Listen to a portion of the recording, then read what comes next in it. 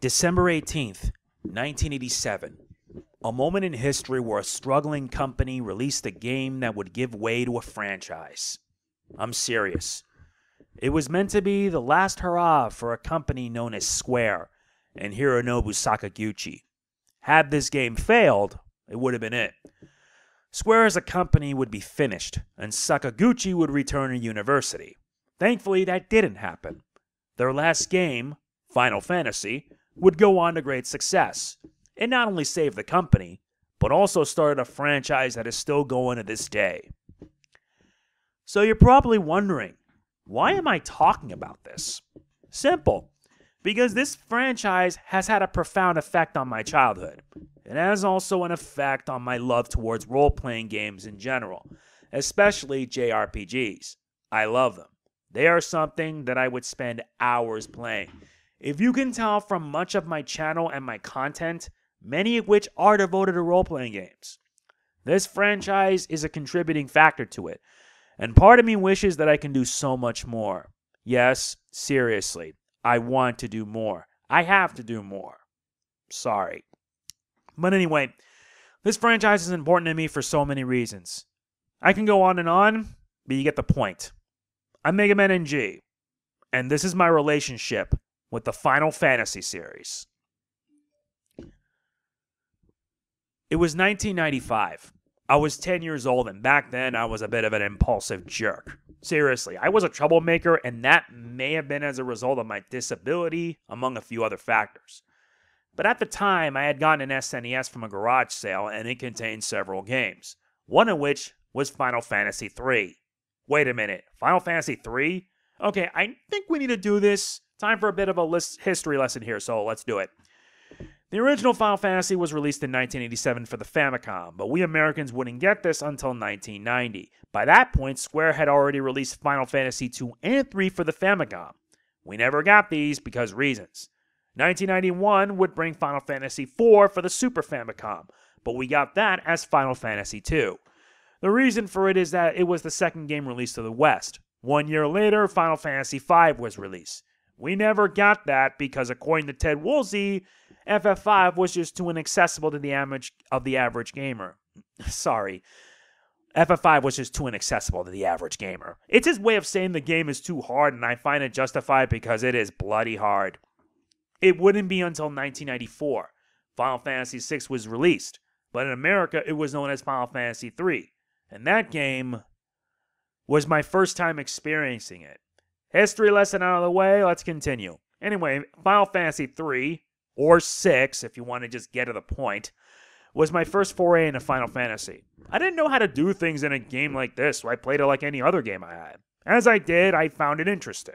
The story, the characters, the gameplay, everything about it is just well done. I kid you not, it got me hooked. Sadly though, I couldn't get far in the game. I was a 10-year-old kid. I didn't know better, and compared to other games at the time, it wasn't as fast-paced.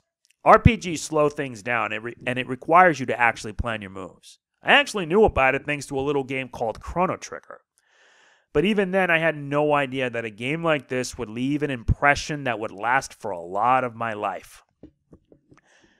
It wouldn't be until I got older that I fully appreciated Final Fantasy VI for what it is. I'm referring it by its proper name now. Its story is just incredible and the characters are memorable. Every character has an importance to the game, especially in the latter half. Not only that, but being older meant that I was able to understand the gameplay a lot more. It made the experience worth my time. Little did I realize, though, that the game was just the start. 3 years later, in 1997, Final Fantasy VII would be released on the PS1. Turns out Squaresoft decided to head to Sony, and you can say that this was due to Nintendo being stubborn, especially the late Hiroshi Yamauchi, and his behavior just pretty much pushed Square away along with so many others. All that did was bring Nintendo into a very dark decade, but like I said, when FF7 came out on the PS1, it was right then and there that my love for the series went full throttle. I kid you not. 1997. I was 12 years old, and man was I a troubled kid. I'm actually serious. I had gotten in trouble more times than I can count. Was it due to the school I was in being a bad influence? Was it due to being bullied? I don't know. All I can say is that it had an effect on my psyche. I heard about Final Fantasy VII, but due to my troubled behavior, I couldn't even get a chance to play it. It wasn't until after I got some needed punishment that I got to experience Final Fantasy VII. At the time, Final Fantasy had hit the world. It was a big deal, a game that went in a different direction and surprised everyone. It honestly was the biggest thing going on, and man was it a good time. But when I first got to play it, it felt so different. It was a lot different than 6. Instead of a world that is all steampunk, you have a futuristic city. This was only the start, as the characters really caught my eyes. Cloud's a no-brainer with his look, but Barrett, though, he stuck out. Mostly because he had a gun for an arm. That is really cool. How cool is that?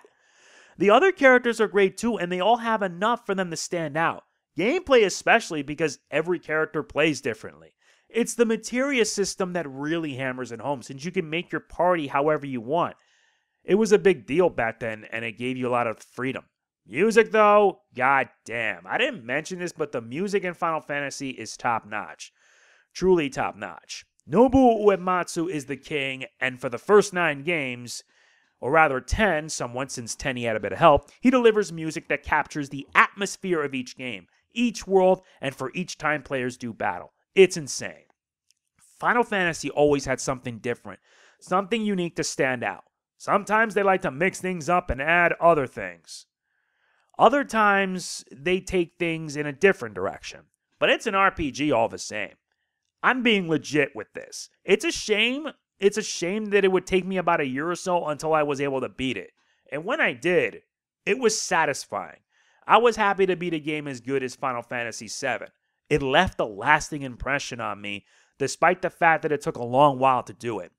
Little did I know that my interest in the series would slowly start to fade. Despite the fact that I had a lot of fun enjoying Final Fantasy, my interest for the series waned. I skipped Final Fantasy VIII, not realizing that it was a bit divisive. I would come back for Final Fantasy IX. The farthest I ever reached was in the middle of Disc 3, and sadly I never finished it. It's a shame because I heard that Final Fantasy IX was a really good game. It was also a tribute to the franchise as a whole and a farewell to the PS1. Then came Final Fantasy X on PlayStation 2. 2001 was a year that affected many of us. I live in New York, so I know this very well. I can relate to this game when it came out. It was the first Final Fantasy to have voice acting, and it kind of helped the game out a lot, give it a sense of voice and identity. I sadly never beaten it, though I wish I did because the endgame really knows how to hit you in the gut. As time went on, like I said, my interest in the franchise started to decline. And for good reason. I never played the sequel, Final Fantasy X-2, nor Final Fantasy XI. But I did play Final Fantasy XII. It was the one Final Fantasy game where I also got the strategy guide for it, and I still have it to this day. It was set in Ivalice, and I enjoyed Final Fantasy Tactics Advance. And boy, oh boy, I always thought that these guys really took inspiration from Star Wars. You saw it in several games, starting with Final Fantasy II, which had some elements from Episode 4, A New Hope. But this was the game where they went balls to the walls. And I liked it. And like most others, I never got to beat it. It's a shame, really, but I personally felt that this was the game that would start to wane my interest in the series. And what followed kind of proved my point. I don't mean disrespect or any of the sort. I enjoyed Final Fantasy XII, but its gameplay and everything else was a sign, and not a very good one. Final Fantasy XIII, released in 2010. That's when I knew the series kind of dropped off a cliff. Literally. They made it so different that it clearly isn't a Final Fantasy game, even though it has Final Fantasy in its name. It's as if Square-Enix had no idea what to do with the series. There was no unified vision. The game was mostly automated, and it was linear for almost 80% of the game. At that point, I knew that Final Fantasy wasn't going to be the same. Not helped by the fact was that things within the company weren't so great either. The father of Final Fantasy, Hironobu Sakaguchi, the man behind it, left the company years ago. Many who were responsible for this franchise had either retired or moved on to other avenues. All that remained were people who really didn't have an understanding of how the franchise worked. Made no better was that Final Fantasy XIII tried to follow in the same avenue that Final Fantasy VII did, with a lot worse results. By then, I was pretty much done with it. I moved on to other priorities, other things. Plus, college took up more time than just playing video games. I knew the franchise I got into wasn't the same, and I also noticed the rise in RPGs from Western developers. Games like Fallout 3, Elder Scrolls, Guild Wars, World of Warcraft, and others. They were taking the limelight, and JRPGs were being pushed aside. It's kind of sad, really. Final Fantasy XIV, though? Jesus. That game was such a disaster that it almost killed Square-Enix, not to mention it greatly damaged the Final Fantasy brand. That really shows how far they've fallen. Jeez.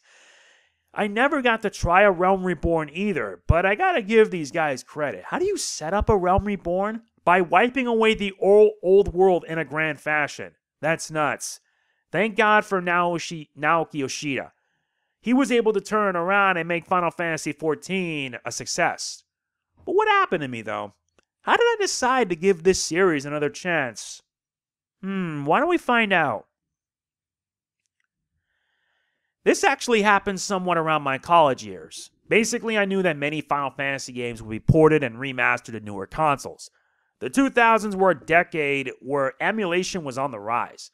It's how I got to try out the older Final Fantasy games. It actually began with a translation of Final Fantasy V, and that was my first experience.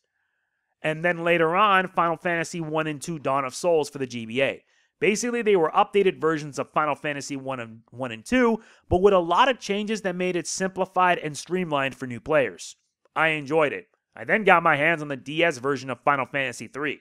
It was my first time experiencing it, but it felt so different. Not that it's a bad thing, though. I really mean it. It has enough to make it stand out to be a completely different game compared to the original. Then I got to try my luck with the other games. First was Final Fantasy IV Advance on the GBA, and it was great. Then came Final Fantasy V Advance. To be fair, I tried the original, as I said. It got me very intrigued. But then Final Fantasy V Advance cemented it as my favorite of all the Final Fantasy games. And there was Final Fantasy VI Advance. No matter how you look at it, it was good. As the years followed, my love for Final Fantasy would be renewed. The fact that many of these games would be ported and re-released allowed new players to experience them. Whether it be the PS1 series being ported to other consoles, remasters of Final Fantasy X, 10, 2, and 12, it was great. It was great to enjoy Final Fantasy again, and there are now many ways for me to experience it. But then in 2016, Final Fantasy 15 dropped. Here's the thing. I know all about its troubled history. I know how it began as Final Fantasy Versus 13, part of the Fabula Nova Crystallis, a series of games set within the 13 universe. You can pretty much guess how that went. Not only that, but during the development of Versus 13, Tetsuya Nomura was kicked out, and Hajime Tabata took over. The worst part was that I heard that Nomura went into depression, and I imagined him taking his frustrations out on the company by incorporating Versus 13 into Kingdom Hearts. I still need to do that Yozora fight. Kill me now. But anyway, yeah. Final Fantasy 15. I bought the day one edition of it, and it felt different. It was a Final Fantasy game, but at the same time, it worried me. It worried me that this was the future the franchise was going for. They did say that it was a Final Fantasy for first-timers and veterans. I played it, enjoyed it, and beaten it. But I felt unsatisfied. I felt that there was so much more that they could have done. But the thing is, this game was in development hell for so long, they simply couldn't delay it any further. So it got released, and that was that. At least they took the liberty of adding more to the game, and I wish that they put the rest of the Dawn of the Future in it. A shame they couldn't, because Square-Enix invested so much into Final Fantasy 15 that they were bleeding money. Sheesh, they were hemorrhaging it. This is a clear sign that the franchise is rocky. Very rocky. But did it stop my love for the franchise? Absolutely not. I still enjoy Final Fantasy, and I do look forward to Final Fantasy 16 coming out next year. Although the same can't be said for the Final Fantasy Pixel Remasters, I'll be talking about that along with a little something new that has just been recent. Oh, and Final Fantasy VII Remake too. The pandemic didn't stop me from enjoying a fantastic remake of FF7, and I loved it to death. Same can be said for Remake Intergrade, which centered on Yuffie Kisaragi, and I'm thankful Yuffie's getting a lot of love, and Crisis Core Reunion. I will be streaming that tomorrow. Ah yes, the Pixel Remasters. The fact that Square-Enix released pixelized remasters of Final Fantasy 1 through 6 and released them on PC and mobile. I know that the company is focusing more on the mobile market due to how huge it is in Japan. But come on! Everywhere else we enjoy games on consoles. The fact they did this is absolutely blasphemous. They even had the audacity to say that they would only bring it to consoles unless there is a demand for it. And thing is, there is a demand for it. The executives at Square Enix are simply brain dead, 100% hands down. The same brain dead executives that still blocked my Live a Live remake video. I still haven't posted a finale yet, and I don't plan to because of them. It's a damn shame because they're actually pretty solid. The only problem is that they lack the extra content they were in the re-releases. If they had them from the start, it would have made them the definitive Final Fantasy games. But they didn't, and it's a damn shame.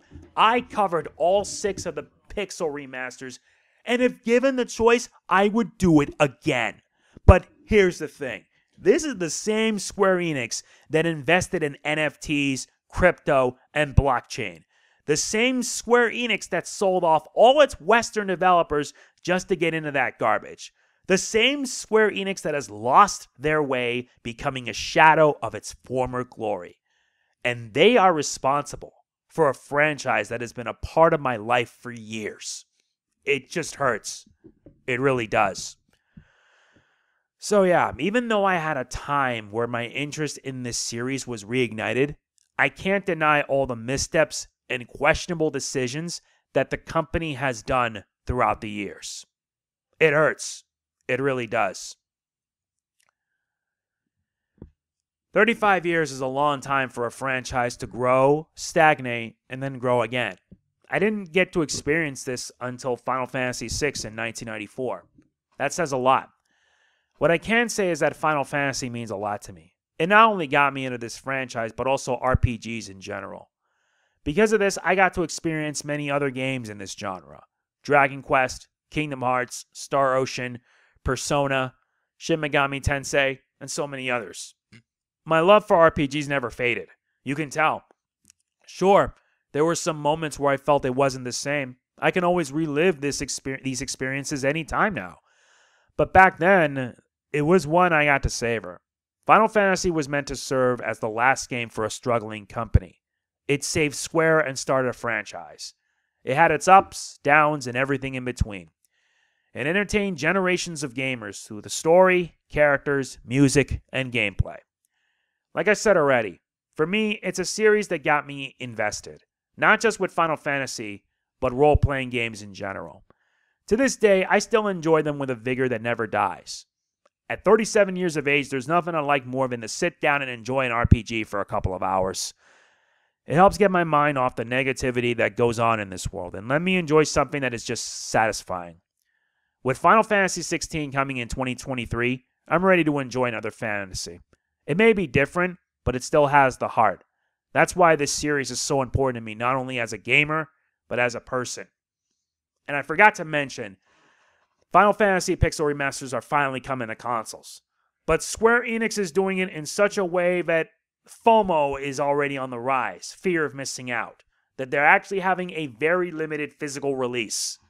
I don't know what's going on with this company, but I swear they take one step forward and 2 steps back. I find it blasphemous. Thanks for watching. It was fun doing something like this. Happy 35th anniversary, Final Fantasy. Oh, and Square Enix, if you're watching this, I beg of you, please bring the other Dragon Quest games onto the Switch. Come on! You had it good with Dragon Quest 1 through 3. Where's 4? Where's 5? Where is 6, 7, 8, 9? Tell us. Oh, right, that's iOS only because you morons limited it there. There's a demand for it. It's there. You just don't see it, do you, you stupid, idiotic motherfucker!